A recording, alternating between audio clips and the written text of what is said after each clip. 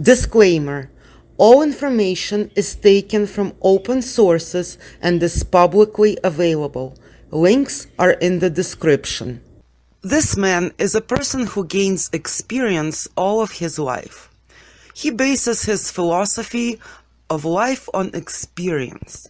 He appeals to his experience again and again, and one can often hear him say something like this: "I tried this already. I went through this and I know."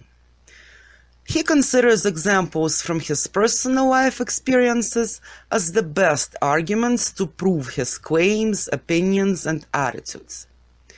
To him, experience is a confirmation of his own professionalism, as well as an opportunity to stand out among, as he thinks, boneheads. And, of course, it helps him feel confident in any situation, like fish in water.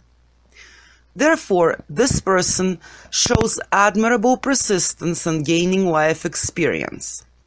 In his youth, when, figuratively speaking, his trunk is still practically empty, he experiments actively, and it should be noted quite freely.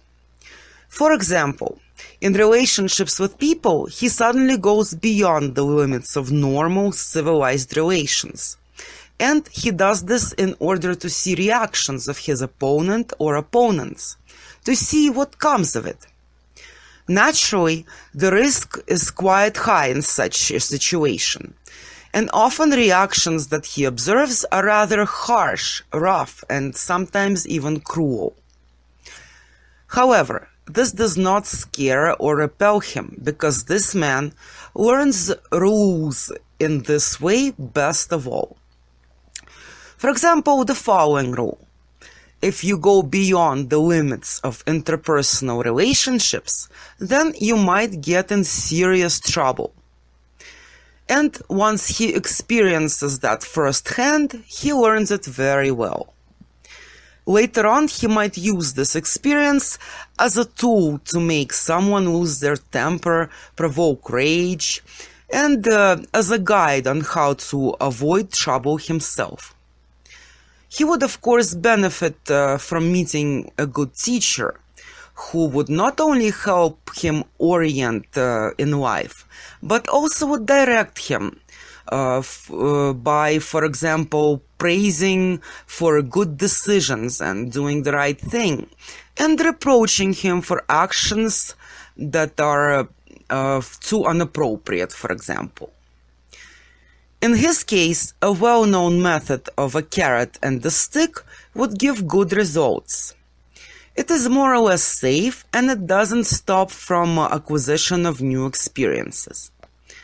Moreover, by experimenting under the guidance of an experienced mentor, this man will be able to one day become a teacher for someone himself, and will carefully foster his mentee or mentees.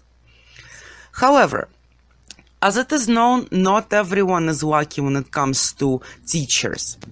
Without a stationary teacher, and this role can be fulfilled by parents or, for example, a school, this person risks to become a negligent, careless person who thinks that life will teach him.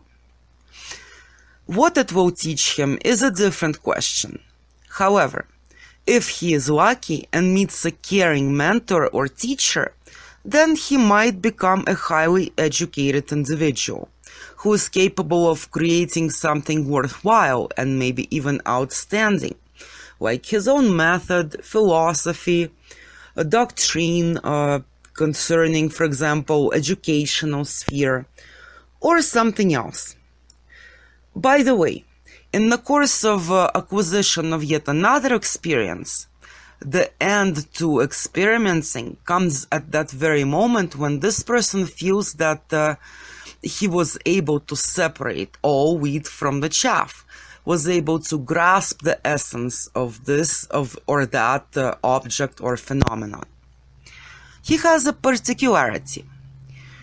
If he thinks that he understood the root cause, the basis, the motive, then he immediately loses interest in the area of his study and proclaims that he already grasped everything, knows everything, and understands everything, even if this is far from reality. To this man, the surrounding world is as if divided into two halves. One where experience has already been acquired, and that which so far remains unlearned by him. He perceives the second part of the world, the unlearned, with directness of a child, and it attracts him like a magnet, but only until he learns it and can say something like, "I know, been there, done that." By the way, in terms of information, there are no uninteresting details for this man. Everything is important and everything is interesting. Even conversations that seem empty are part of a valuable experience that he does not forget. This individual is able to demonstrate a truly childlike directness and be naive by the means of words or his voice, intonation, or behavior. However, it is necessary to understand that this self-presentation is nothing more than a great tool for a certain kind of cannibalism. Behaving in this way, this man is counting on that people will be more willing to open up to him and to be frank. As for cannibalism, in this case, it has nothing to do with cannibalism in the literal sense of the word.